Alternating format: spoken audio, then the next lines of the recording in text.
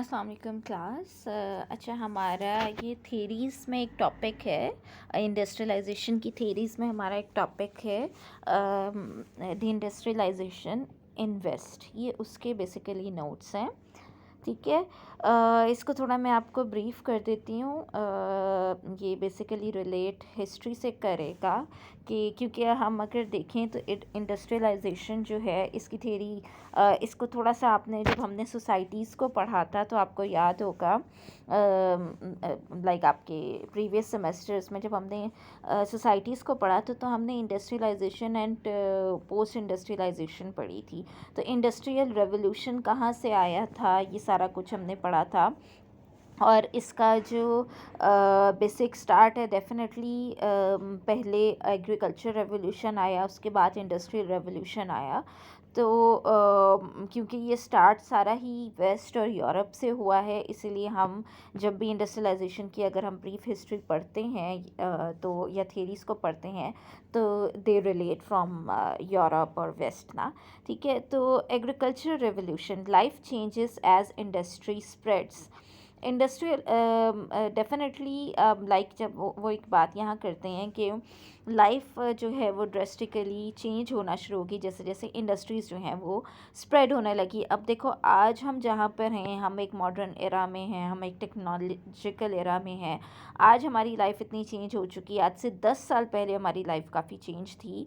तो ये चेंजेस जो हैं, ये जैसे जैसे हमारी टेक्नोलॉजिकल एरा आ रहा है, जैसे जैसे हमारी मज़ीद इंडस्ट्रियलाइजेशन स्प्रेड हो रही है, हमारी लाइफ भी चेंज होती जा रही है। अब लाइफ चेंजेस में वो क्या कहते हैं, Industrial Revolution began in Britain in 1750 and later spread to the rest of the world. Industrial Revolution सबसे पहले कहाँ से आया? सबसे पहले ब्रिटेन से आया Industrial Revolution, जो 1750 में आया था, और फिर आहिस्ता आहिस्ता पूरी दुनिया में जो है वो स्प्रेड होना शुरू हो गया। ठीक है। Economic changes affect people's life as much as the political changes had. Industrial revolution was slow and long, where production shifted from simple hand tools to complex machine. अच्छा, अब जिस तरह से पॉलिटिकल चेंजेस जो हैं उन्होंने हमारी लाइफ को चेंज किया, बिल्कुल वैसे ही इकोनॉमिक चेंज ने भी हमारी लाइफ को बहुत ज़्यादा चेंज किया है। लाइक इकोनॉमिकल चेंज जो है वो हमारी लाइफ को ज़्यादा चेंज करती है, because majority of countries, like every society based on economical things ना, तो हम तो अपने इकोनॉमिक्स पे रिलाई करते हैं। सो इकोनॉमिकल चेंज हमारी लाइफ में बहुत बड़ा चेंज लाती है।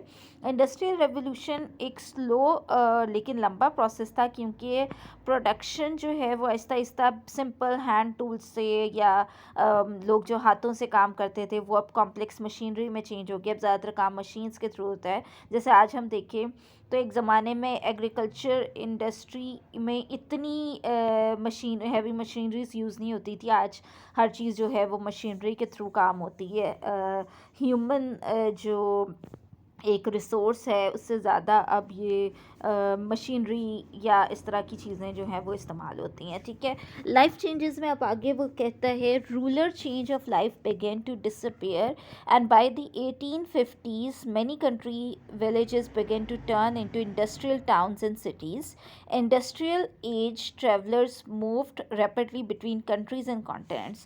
अच्छा, अब क्या चेंज और आया कि रूरल लाइफ जो है वो 1850s के बाद वो कहते हैं बहुत सारे कंट्रीज़ में, अब अगर हम डेवलप्ड कंट्रीज़ की बात करें तो उसमें 1850s के बाद विलेजेस लाइफ जो है वो बिल्कुल ऑलमोस्ट ख़त्म होने लगी और वो बदलने लगी छोटे छोटे इंडस्ट्रियल टाउन्स या सिटीज़ में। तो आज अगर हम देखते हैं तो बहुत सारे जो मेजर कंट्रीज़ हैं, जो डेवलप्ड कंट्रीज़ हैं, वहाँ पे विलेज लाइफ नहीं, स्मॉल टाउन्स पाए जाते हैं, छोटे सिटीज़ पाए जाते हैं, लेकिन विलेज लाइफ आहिस्ता आहिस्ता वहाँ से ख़त्म हो गई भी है। इंडस्ट्रियल चेंज ने ट्रेवलर्स मूव्ड, अब इंडस्ट्रियल चेंज एक और चेंज क्या लाया कि बहुत सारे जो ट्रैवलर्स हैं वो कंट्रीज से, कॉन्टिनेंट्स आपस में, एक आपकी ट्रैवलिंग आसान हो गई। ठीक है। Messages were sent using Telegram vice, पहले जो थे मैसेजेस वो टेलीग्राम और वाइस के थ्रू या लोग भेजते थे। एक वो जो लाइक होता था ना पैगाम, एक कंट्री से दूसरे कंट्री, एक जगह से दूसरी जगह एक बंदा लेके जाता है जिसको पैगाम रस्सा भी कहा कहते थे, और वो उसको हफ्तों महीने भी लग जाते थे पैगाम लेके जाने में। तो अब क्या है, अब आप देखो आज हमारे इन इन नैनो सेकेंड्स इवन हम एक दूसरे को ईमेल्स भेज देते हैं, हम एक दूसरे को टेक्स्ट मैसेज भेज देते हैं, इंस्टेंटली आपको हर तरफ से न्यूज़ इजीली आपका एक कनेक्शन बिल्ड हो जाता है। 1830s से 1855 an American dentist introduced an aesthetic drug used to prevent pain during surgery. First swing machine was introduce. अच्छा, अब और क्या क्या चेंजेस आए थे, जैसे टेलीग्राम वायर्स का हुआ 1830 से 1855 तक। अमेरिकन डेंटिस्ट जो था उसने एनेस्थीसिया जो है बेसिकली एक ऐसा ड्रग जो अब आज बहुत कॉमन है हमारे यहाँ एनेस्थीसिया लगाना जब भी कोई पेन होता है आपको। जैसे डेंटिस्ट है, अब जितने भी आप डेंटिस्ट अभी आप अपने कोई भी काम करवाने जाओ अपने टूथ एक का या विजडम टूथ का या रूट कैनाल कराने जाओ तो वो तो एनेस्थीसिया से ही होती है ना। आपको पता भी नहीं चलता, आप सुन कर देते हैं और आपके आराम से काम हो रहा था। अगर ये ना होता तो आज तो फिर कोई भी डेंटिस्ट के पास नहीं जा रहा होता, क्योंकि जितनी पेन होती है अगर आप कभी देख ही लो तो वैसी जान निकल जाती है देख के कि पता नहीं क्या होने लगा है अंदर ना। अच्छा, city started building skyscrapers, ठीक है। Together all these changes are known as the industrialization of west. अब वो कहता है कि इस तरह के जो चेंजेस हैं ये जो आते गए, इन चेंजेस को हम सबको मिला के अगर बात करें तो ये वेस्ट में इंडस्ट्रियलाइजेशन कहा जाता है इसको, ठीक है। Check for understanding why was the industrial revolution a turning point in world history. क्यों इंडस्ट्रियलाइजेशन या इंडस्ट्रियल रेवोल्यूशन को दुनिया का एक टर्निंग पॉइंट कहा जाता है। फार्मिंग मेथड्स इम्प्रूव, ठीक है। सबसे पहले तो फार्मिंग मेथड्स इम्प्रूव हो गए। The improvement in farming methods led to the rise of the industrial revolution. ये जो फार्मिंग मेथड्स इम्प्रूव हुए इसने एक इंडस्ट्रियल रेवोल्यूशन में एक नया चेंज लाया। Dutch led the way in the agriculture revolution.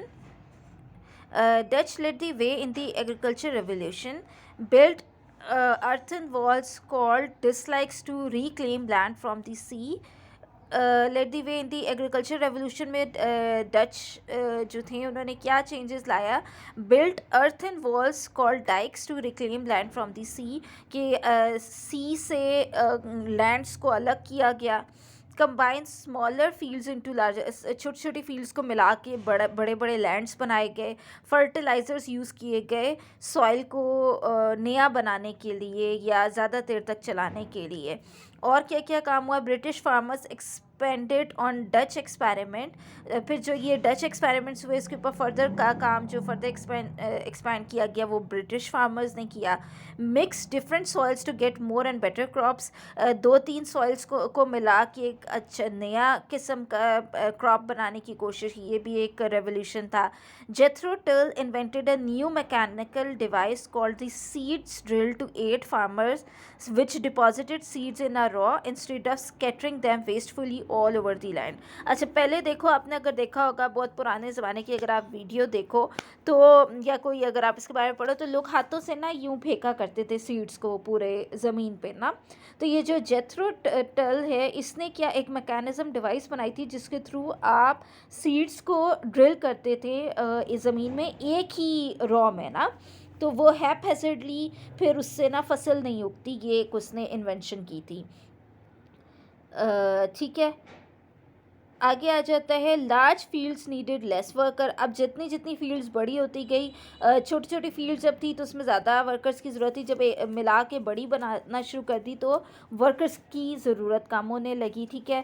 Farm labourers were thrown out of work and headed towards the cities forming that would become the labour force who would work the new machines of the industrial revolution. अब industrial revolution में काम ये इस change का भी इसलिए आया क्योंकि जब बड़ी बड़ी फील्ड्स में कम लेबर्स की ज़रूरत पड़ने लगी तो वर्कर्स जो थे बहुत सारे वो बेरोज़गार हो गए। उन्होंने काम के सिलसिले में दूसरी सिटीज़ में जाना शुरू किया, अपनी जो एक्सपर्टीज़ है या अपना लेबर फोर्स है वो दूसरी जगहों पे जाके देना शुरू किया।